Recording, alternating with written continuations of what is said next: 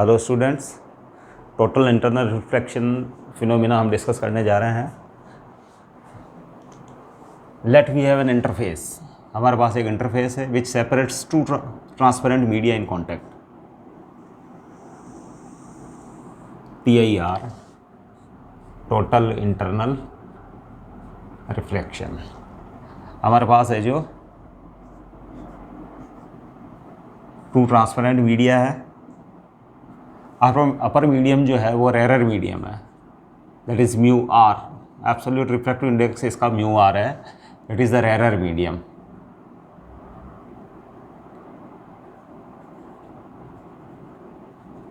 Rarer medium. और नीचे वाला जो ये इंटरफेस XY है और नीचे वाला जो मीडियम है below the surface, that is the denser medium, let its absolute refractive index is mu d, and a denser medium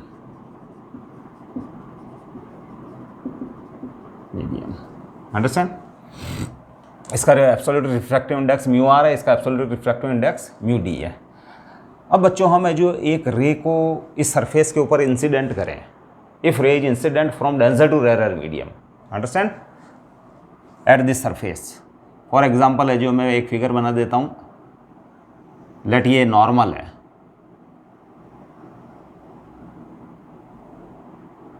O is the normal.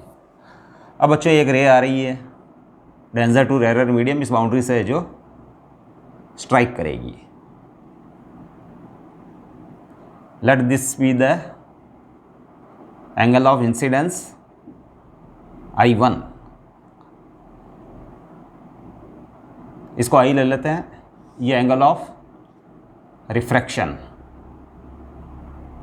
R, because ray is going from denser medium to rarer medium, so it bends away from the normal. Angle of refraction in this case R will be greater than angle of incidence I. That is figure 1.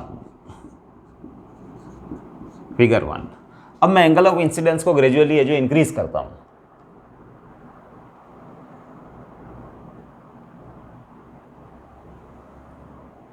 Understand, और इतना increase कर देता हूँ कि angle of incidence के लिए angle of refraction है जो 90 डिग्री हो जाता है, understand. It is I1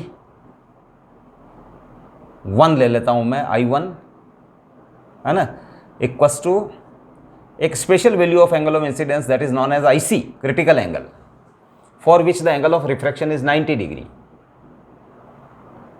It is the angle of refraction, it is the 90 degree. हमने जो I को इंक्रीज किया, I1 greater than I equals to IC रख दिया। IC is the particular value of angle of incidence for the pair of media in contact, ये वाला medium और ये वाला मीडियम, ये वाला डेंसर और ये वाला रेरर। तो उसके लिए मैंने एंगल ऑफ इंसिडेंस को इंक्रीज किया और एक special value of angle of incidence that is known as critical angle, उस क्रिटिकल एंगल के ऊपर अगर जो रे को इंसिडेंट किया जाए इस इंटरफेस पे, तो द रिफ्रैक्टेड बिकम रे go along the surface, that is the angle of refraction for the refracted रे इज 90 डिग्री, अंडरस्टैंड। आप एंगल ऑफ इंसिडेंस को बढ़ाएंगे, एंगल ऑफ इंसिडेंस को एक पर्टिकुलर वैल्यू IC के बराबर, IC is known as critical angle, ठीक है ना। तो IC क्रिटिकल एंगल के ऊपर अगर जो एंगल ऑफ क्रिटिकल एंगल के ऊपर अगर रे इंसिडेंट है, denser to rarer medium travel कर रही है, तो उसके लिए एंगल ऑफ रिफ्रैक्शन 90 डिग्री होता है। अगर आप I को फिर इंक्रीज करें further, for example in figure 3, understand, let I is kept greater than IC, I2 is kept greater than IC. In that case, the incident ray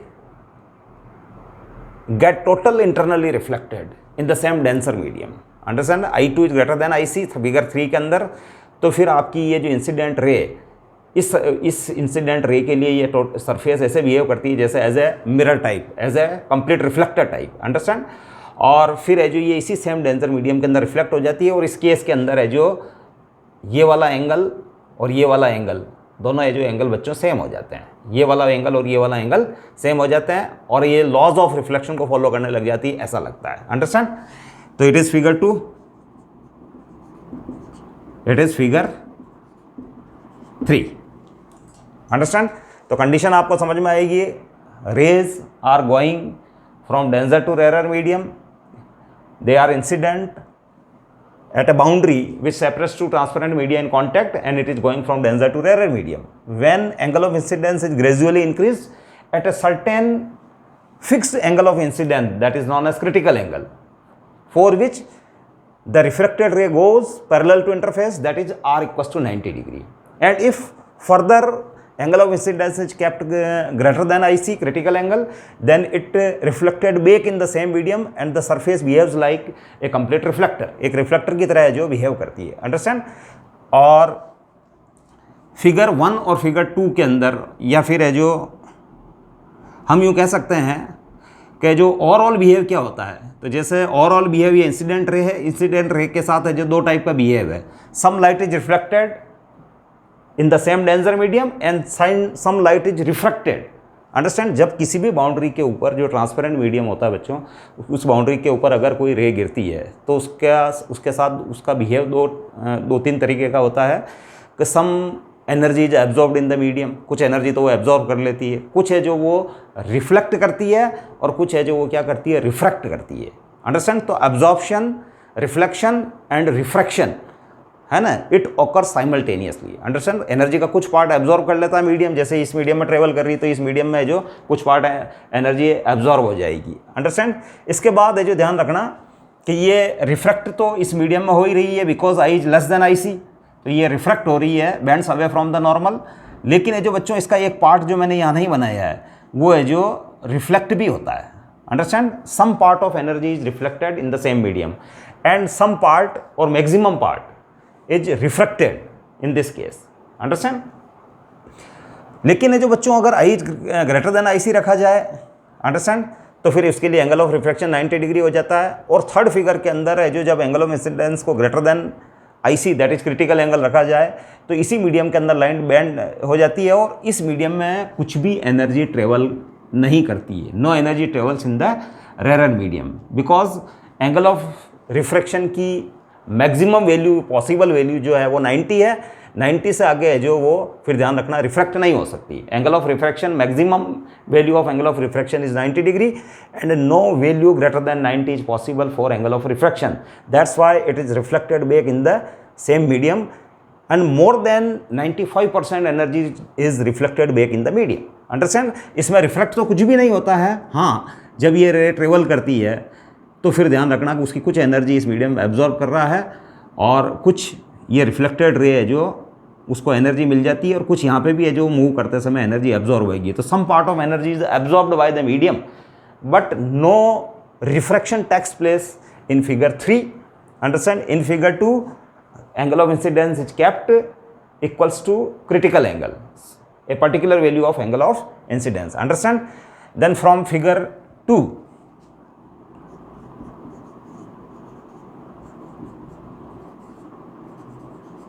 from figure 2 से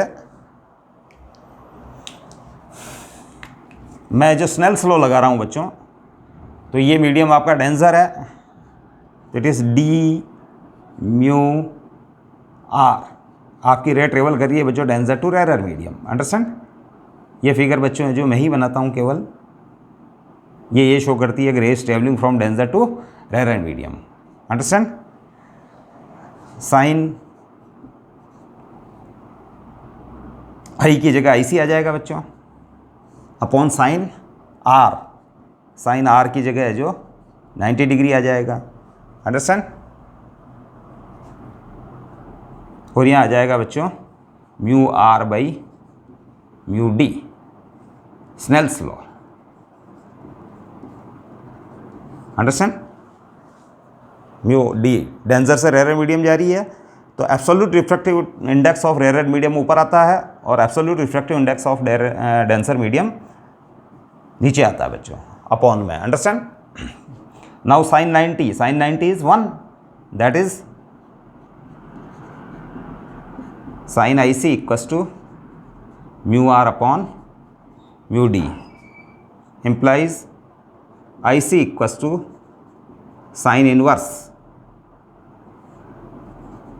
mu r upon mu d. Understand? IC is known as critical angle. IC को बोलते हैं बच्चों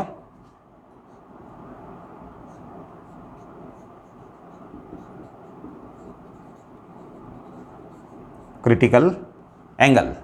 Maximum value of angle of incidence for which the angle of refraction in the rarer medium is 90 degree and the ray goes parallel to interface, that is figure 2. Understand? तो IC is the critical angle. Critical angle.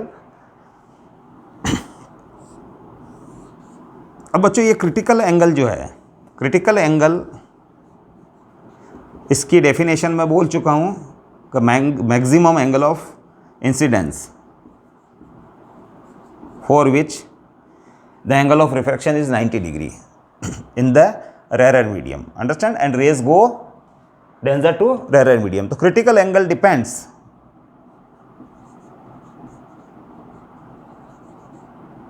pair of transparent media in contact. Transparent media in contact, मतलब अपर rare medium किस nature का है, कौन सा है, और denser medium जो है वो कौन सा है. जैसे फॉर एग्जांपल अपर मीडियम में भी एयर, नीचे वाला है जो वाटर हो सकता है, ऊपर वाला है जो बच्चों ध्यान रखना वाटर हो सकता है, नीचे वाला ग्लास हो सकता है, क्योंकि ये जो एयर का जो एब्सोल्यूट रिफ्रैक्टिव इंडेक्स है वो 1.33 है और ग्लास का है बच्चों 1.5. अंडरस्टैंड? तो ग्लास है जो नीचे वाला मीडियम वो है जो डेंसर हो जाएगा और अपर वाला क्या हो जाएगा, रेयर मीडियम हो जाएगा जो कि वाटर है. अंडरस्टैंड? तो it depends upon the pair of media in contact. अब बच्चों pair of media in contact तो हमें जो कुछ स्पेशल क्रिटिकल वैल्यूज है जो रख देते हैं.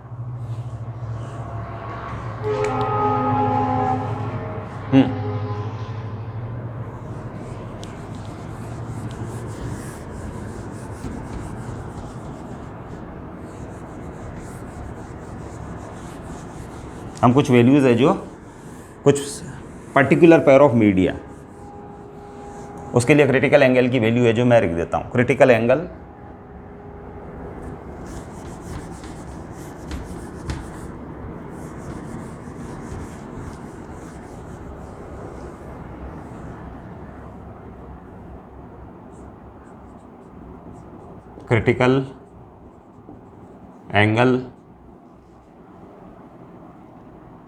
critical angle for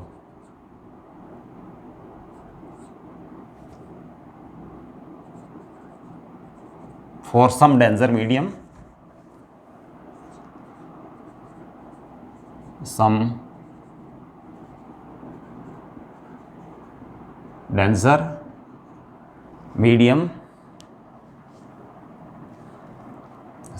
medium where rarer medium is air. Medium जो है वो है आपके पास एयर, मतलब है जो उस सरफेस के नीचे वाला मीडियम जो है वो चेंज हो जाएगा, लेकिन अपर मीडियम को मैंने एयर फिक्स रखा है. अंडरस्टैंड? तो फॉर एग्जांपल है जो we have a water as denser medium. Water है जो हमने डेंसर मीडियम लिया है, मतलब उस सरफेस के नीचे वाला मीडियम जो है उसको मैंने वाटर लिया है. अंडरस्टैंड? वाटर का एब्सोल्यूट रिफ्रैक्टिव इंडेक्स जो होता है वो होता है बच्चों 1.33. Absolute refractive index that is 1.33. और उसके लिए जो बच्चों ये वाला जो एंगल होता है critical angle IC that is 48.75 degree. Understand? Critical angle है जो उसके लिए 48.75 है. और ये है जो बच्चों refractive index, absolute refractive index, absolute refractive index है जो बच्चों यहाँ लिखा जा रहा है, और क्रिटिकल एंगल यहाँ. अंडरस्टैंड? लेट सेकंड मीडियम हमारे पास जो है वो क्राउन ग्लास है, मतलब है जो आपकी डेंसर मीडियम वाली सरफेस जो है, डेंसर मीडियम जो है आपके पास वो क्राउन ग्लास है. ग्लास का एक टाइप है that is the crown glass. Understand? तो उसके लिए जो बच्चों ये हो जाता है 1.52। Absolute refractive index crown glass का जो होता है वो 1.52 होता है।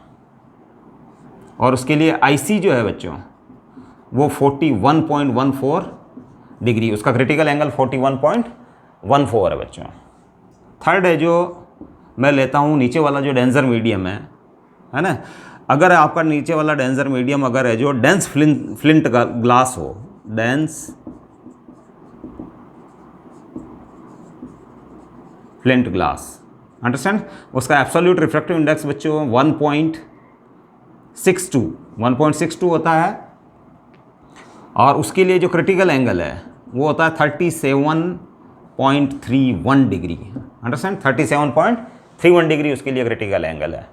अगर अब आपका है जो डेंसर मीडियम जो है वो अगर आपका डायमंड है, फॉर एग्जांपल डायमंड की स्पार्कलिंग बच्चों, डायमंड की स्पार्कलिंग के लिए हम चेक करते हैं उसका रिफ्रैक्टिव इंडेक्स कितना है 2.42, उसका एब्सोल्यूट रिफ्रैक्टिव इंडेक्स 2.42 उसके मटेरियल का, एंड उसका क्रिटिकल एंगल जो आईसी दैट इज 24.41 डिग्री है बच्चों, that is very small.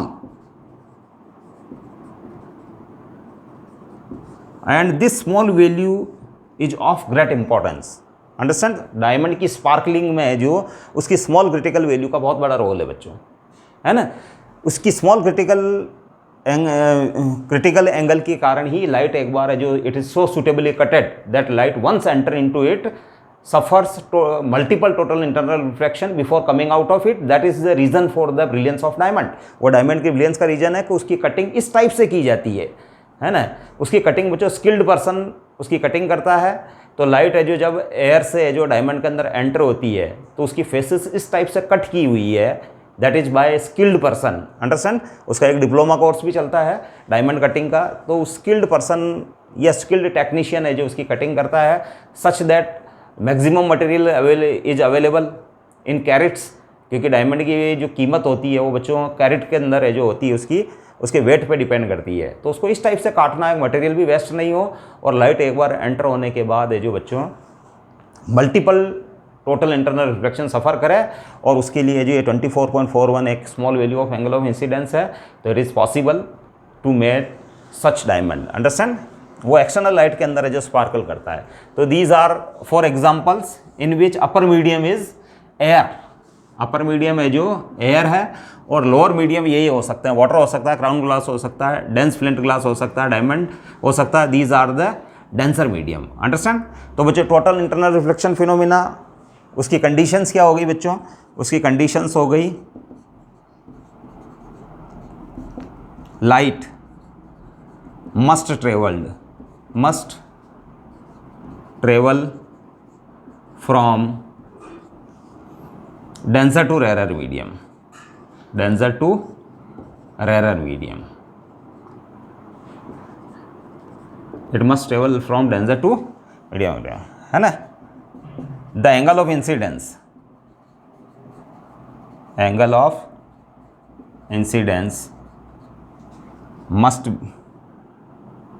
must be IC, I is greater than और equals to IC, understand. Angle of incidence है जो क्रिटिकल वैल्यू के इक्वल, तो उसके लिए तो एंगल ऑफ रिफ्लेक्शन 90 हो जाएगा, लेकिन I is greater than IC अगर हो तो it is reflected back in the same medium, understand. तो एक बार मैं और रिवाइज कर देता हूँ बच्चों। रेज है जो denser to rare medium travel कर रही है, उस इंटरफेस पे गिर रही है जो दो मीडियम ट्रांसपेरेंट मीडियम को सेपरेट कर रहा है, अंडरस्टैंड।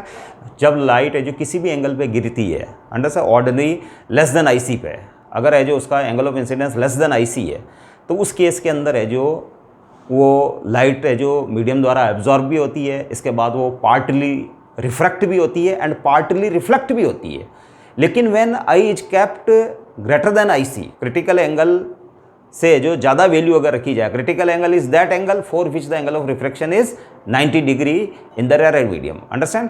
तो if angle of incidence is kept greater than IC, then it is completely reflected back in the same medium, understand. तो उस केस में more than 95% energy is reflected back in the same medium and no refraction takes place for the given case, understand, because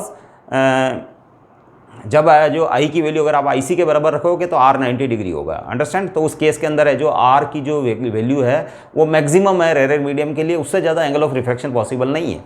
उसके बाद तो एक ही possible है, total internal reflection if I is kept greater than I C. I C is the critical angle, it depends upon the pair of media in contact, pair of transparent media in contact का आपने transparent media का कौन सा pair आपने use में लिया है। इस एग्जांपल के अंदर मैंने यही बताया कि अपर मीडियम एयर रखा है, लेकिन नीचे वाला मीडियम डेंसर मीडियम को मैंने चेंज किया है।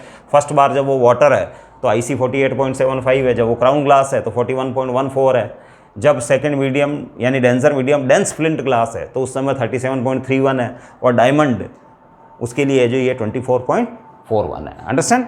अब जो थोड़ी सी कैलकुलेशन जो हमने फॉर्मूला डिराइव किया था आईसी के लिए, का IC equal to sine inverse mu R by mu D, उसके अंदर अगर फर्स्ट मीडियम अगर एयर है, अंडरस्टैंड, तो आप ये जो उसके अंदर वैल्यूज पुट कर दें।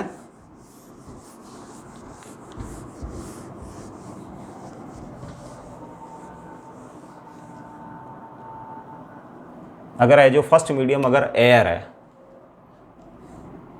Since IC equal to sine inverse mu R upon mu D, if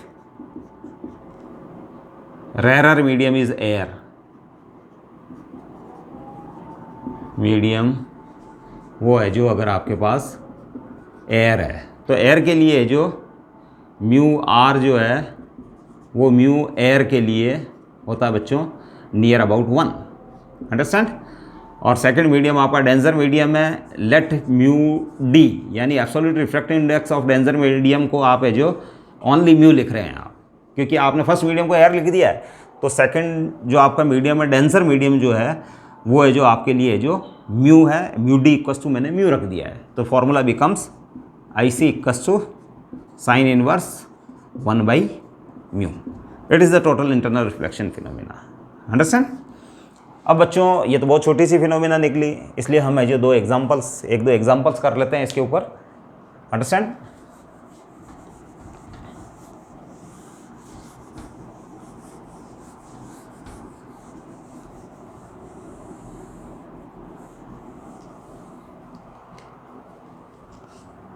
question, ये क्वेश्चन बच्चों एम्स में आया है,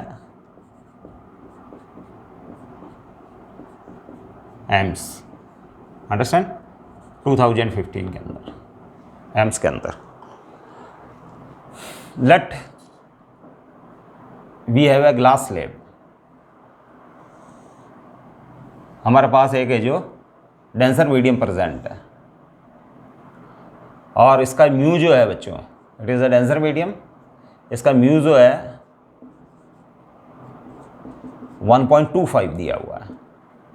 और बच्चों यहाँ है जो एक रे है जो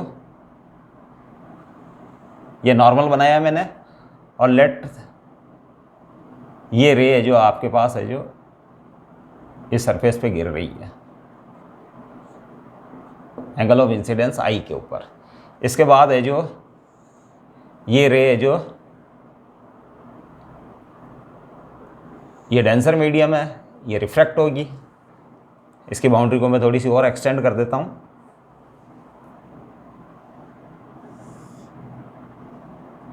हाँ, और फिर यहाँ मैं एक नॉर्मल बना लेता हूँ। ये आई है तो ये बच्चों आर हो जाएगा, और ये वाला एंगल है जो अगेन है जो एंगल ऑफ इंसिडेंस यहाँ होगा। और इसके बाद है जो ये इस क्वेश्चन के अंदर ये पूछा गया है कि what is the maximum value, what is the maximum value of angle I, angle of incidence, angle I, angle of incidence, so that total internal reflection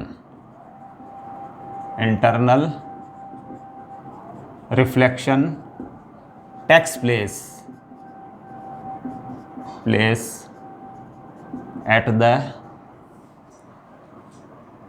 vertical surface, takes place at the vertical surface. Understand. अब देखो इस question पे जो आपको angle of incidence को आप जो change कर सकते हैं बच्चों, तो इसकी मैक्सिमम वैल्यू क्या हो कि उसके लिए जो इस पॉइंट के ऊपर, अंडरस्टैंड, टोटल इंटरनल रिफ्लेक्शन रहे आपके पास। अंडरस्टैंड। तो मैं ये नहीं बनाता हूँ, इसके लिए कंडीशन लिख रखी है उसने कि इस सरफेस के ऊपर total internal reflection takes place होना चाहिए। अंडरस्टैंड। अब बच्चों मैं क्या करता हूँ कि इस लाइन को भी, इस नॉर्मल को एक्सटेंड कर देता हूँ और इस लाइन को भी है जो बैकवर्ड डायरेक्शन में जो एक्सटेंड कर देता हूँ, लेट इस पॉइंट पे मिलती है। तो ये है जो एक तरीके से आपके पास बन गया है राइट एंगल ट्राइंगल बच्चों। Understand. It is the right angle triangle. और बच्चों ये 90 है तो ये R है, तो दिस एंगल ऑफ इंसिडेंस है ना, आप जो इसको A ले लें, इसको B ले लें, C ले लें, इसको D ले लें, तो फिर इस सरफेस के लिए ये डेंसर मीडियम है, ये रेयर मीडियम है। अंडरस्टैंड। तो फिर ये एंगल ऑफ इंसिडेंस हो गया बच्चों 90 minus R, 90 minus R, because ये एंगल 90 है तो ये दोनों का, इन दोनों का सम है जो 90 डिग्री होना चाहिए, तो ये वाला एंगल हो जाएगा 90 माइनस R। अंडरस्टैंड। तो 90 minus R must be greater than और इक्वल टू IC, वो है जो IC से ग्रेटर होना चाहिए। अंडरस्टैंड। अब बच्चों हम आगे बढ़ते हैं। 90 minus IC will be greater than equal to R। मैंने साइड चेंज करवा दी, IC को इधर ले लिया और R आप इधर ले सकते हैं। अंडरस्टैंड। फिर मैं जो बच्चों इस इक्वेशन की साइन लेता हूँ बच्चों, टेकिंग साइन, तो it is sine 90 minus IC taking sine of the above equation greater than equal to sine of R. It makes no difference in the equation. Now sin 90 minus IC, that is cosine IC greater than equals to sin of R. Understand? अब बच्चों by Snell's law,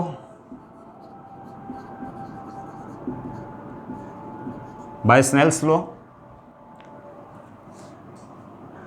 इस वाली surface पे Snell law apply कर रहा हूँ, mu equals to sine I by sine R, mu equals to sine I by sine R, that is sine R equals to sine I by mu. अब मैं जो इसकी वैल्यू यहाँ put कर रहा हूँ बच्चों, साइन इसमें पुट कर रहा हूँ बच्चों। अंडरस्टैंड। तो अगर मैं इसमें पुट करता हूँ तो cosine IC greater than equals to sine R, sine R की value sine I by mu put कर रहा हूँ बच्चों, sine I by mu. Understand. तो मैं लिख देता हूँ है जो साइन आई बाई म्यू और mu cos IC greater than equals to sine I. Understand. Implies sine I, ये साइन आई है बच्चों, implies sine I will be less than और इक्वल्स टू, यहाँ ध्यान रखो mu cos IC greater than और equals to है, तो sine IC will be less than और equals to mu cos of IC। Understand. और जो फिर आप लिख सकते हो sine I less than equals to mu cos of IC, mu cos of IC को मैं लिख सकता हूँ बच्चों 1 माइनस साइन स्क्वायर IC। मैंने जो कॉस IC की वैल्यू को पुट किया है यहाँ, कॉस IC की वैल्यू को। अंडरस्टैंड। अब है जो यहाँ सॉल्व कर लेते हैं बच्चों, sine I should be less than equals to, must be less than equals to mu 1 minus sine square IC।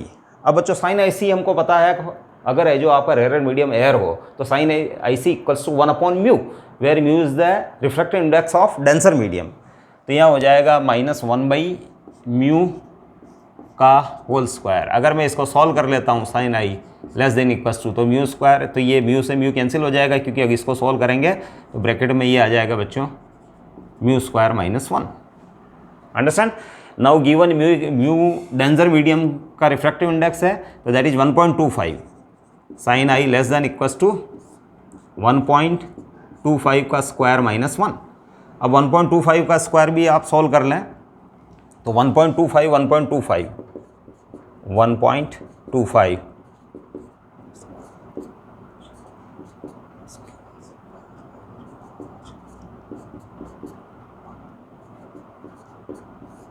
5 2 10 लगा 6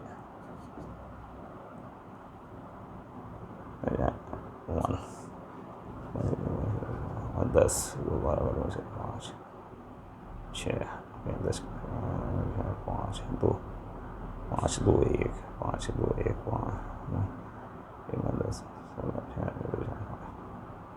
1 1.5625।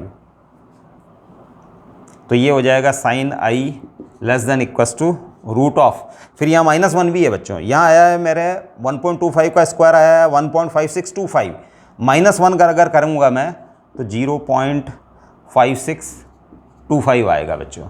और आई जो less than equals to sine inverse root of 0.5625, understand. और अगर मैं आई के लिए इसको सॉल्व करता हूँ इन्वर्स टेबल देख के, अगर मैं साइन वाली इन्वर्स टेबल देखता हूँ मैं अगर, तो फिर आई की वैल्यू है जो बच्चों देखने पर जो हमको पता चलता है कि I should be less than equals to 48.6, understand, 48.6 आता है बच्चों अगर इसको सॉल्व करें। तो इसका मतलब आई मैक्स जो होगा वो हो जाएगा बच्चों 48.6, तो आई मैक्स जो हो जाएगा वो 48.6 हो जाएगा, अंडरस्टैंड।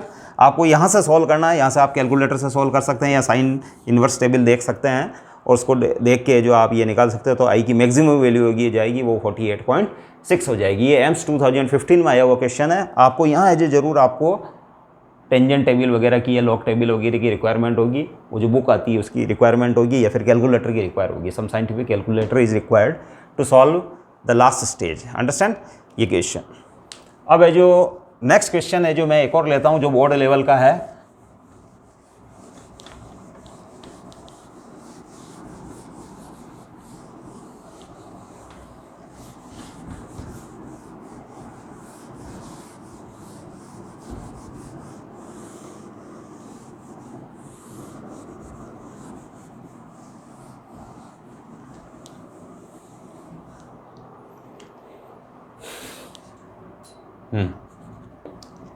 बोर्ड लेवल का क्वेश्चन है बच्चों। Let we have an equilateral glass prism,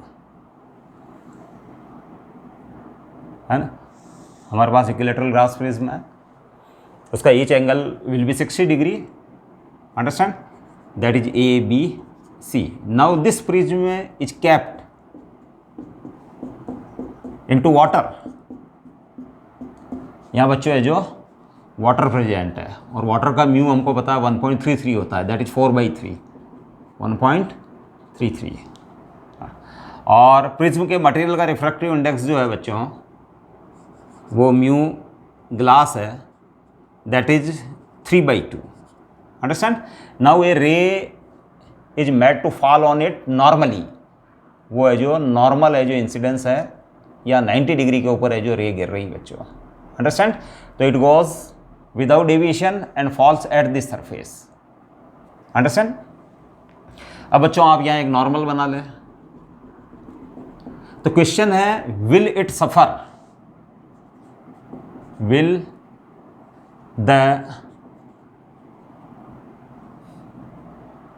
the ray suffers the total internal reflection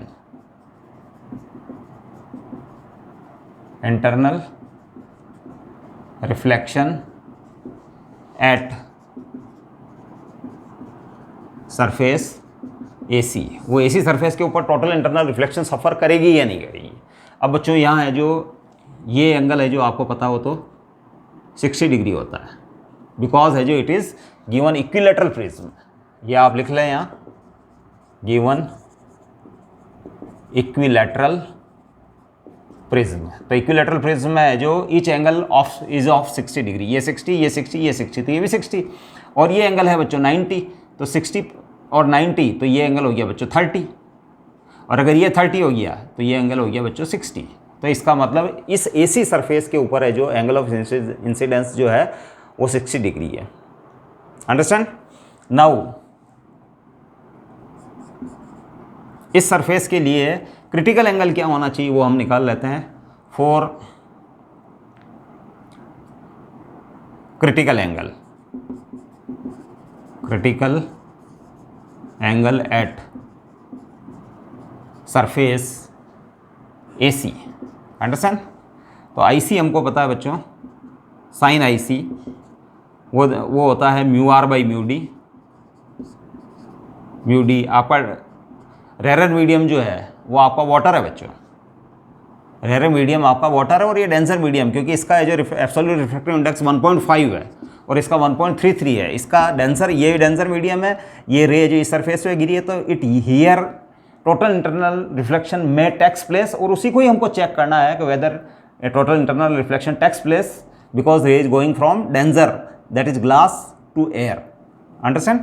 तो mu R by mu D, mu R is 4/3 and mu d is 3/2, 3/2, 4/3 into 2/3 that is 8/9। Understand? इसको solve कर लेते हैं।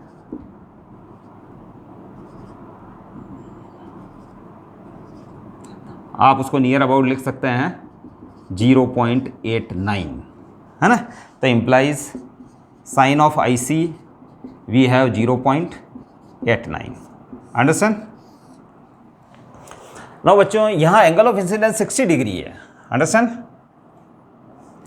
हाँ, I equals to 60 degree implies sine I that is sine 60। Sine 60 होता है बच्चों √3/2। Sine 60 is √3/2 that is 1.73/2। Understand? अब इसको सॉल्व कर लें बच्चों। 16 अंडरस्टैंड?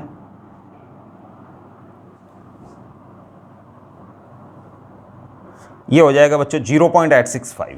अंडरस्टैंड? 0.865। अब बच्चों है जो आप तो एक इसको चेक करें, आईसी इसके लिए 0.89 है और साइन आई इसके लिए 0.865 है। Sine of I, angle of incidence का साइन, वो 0.865 है और साइन ऑफ आई सी 0.89 है। अंडरस्टैंड? तो ये वैल्यू, ये न्यूमेरिकल वैल्यू 0.89 है जो बच्चों इससे ग्रेटर है, आप इसको 86 लिख लें, 0.86 ही लिख लें इसको, 0.86। तो this value is greater than this value implies sine I C is greater than I है बच्चों यहाँ, और angle of incidence is less than I C है। तो no total internal reflection takes place, क्योंकि यहाँ क्रिटिकल एंगल ऑफ इंसिडेंस से ज़्यादा आ रहा है बच्चों, तो I is less than I C है ना? तो नो टोटल इंटरनल रिफ्लेक्शन